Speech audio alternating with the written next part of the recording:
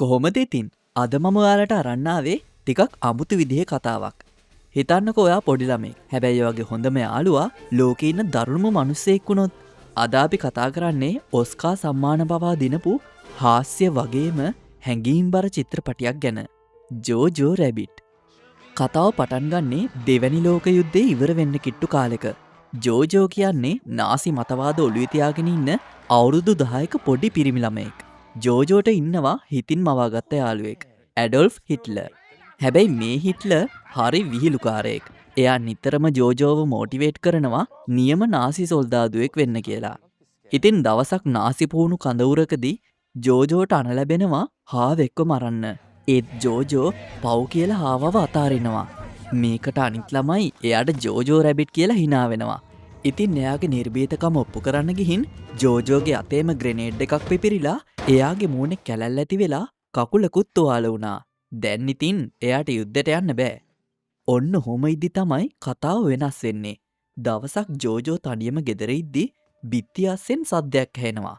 බලද්දි ජෝජෝගේ අම්මා නාසි හමුදාවට හොරෙන් එල්සා කියලා යුදෙව් ගෑනු ළමයෙක්ව බිත්ති අස්සේ හංගගෙන ඉන්නවා. ජෝජෝ මුලින් නම් හිතන්නේ එල්සා රකුසෙක් කියලා.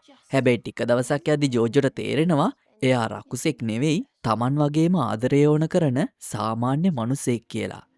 දැන් ජෝජෝ ටික එල්සට ආදරය කරන්න පටන් ගන්නවා. හැබැයි ඒ අතරතුරේදී තමයි කතාවේ දුකම දේ වෙන්නේ. ජෝජෝ පාර යද්දි දකිනවා පිරිසක් එල්ලලා මරලා කියලා. එතන තිබ්බ එක මලසිරුරක සපත්තු දෙක දැක්කාම ජෝජෝට තේරෙනවා ඒ එයාගේ අම්මා කියලා. අම්මා හමුදාවට හොරෙන් යුද්ධයට විරුද්ධව වැඩ කරපු නිසා එයාව මරලා දාලා. ජෝජෝ එතන අඬන දර්ශනය ඇත්තටම අපේ ඇස්වලට කඳුළු ගේනවා. යුද්ධය අවසන් වෙන්නේ නාසි හමුදාව පැරදිලා. ජෝජෝගේ හිතේ හිටපු හිට්ලර්ට දැන් ගොඩක් කේන්ති ගිහින්. හැබැයි ජෝජෝ දැන් එයාට බය නෑ. එයා හිට්ලර්ට පයින් ගහලා ජනේලෙන් එළියට විසිකලා. ඒ කියන්නේ ජෝජෝ තමන්ගේ හිතේ තිබුණු වෛරය සම්පූර්ණයෙන්ම අයින් කරගත්තා. අන්තිමට ජෝජෝ එල්සා එක්ක පාරේ නිදහසේ නටනවා අපිට බලාගන්න ලැබෙනවා. මේ චිත්‍රපටයෙන් අපිට දෙන පණිවිඩය තමයි කොච්චර වෛරය පිරුණු ලෝකයක වුණත් ආදරයට පුළුවන් හැමදේම වෙනස් කරන්න කියලා. ඉතින් ඔයාලා මේ චිත්‍රපටය බැලුවා නම් ඒක ගැන හිතන දේ කමෙන්ට් කරන්න. තවත් ගොඩක් වීඩියෝස් බලන්න ෆිල්මෝක YouTube channel එක subscribe කරන්න.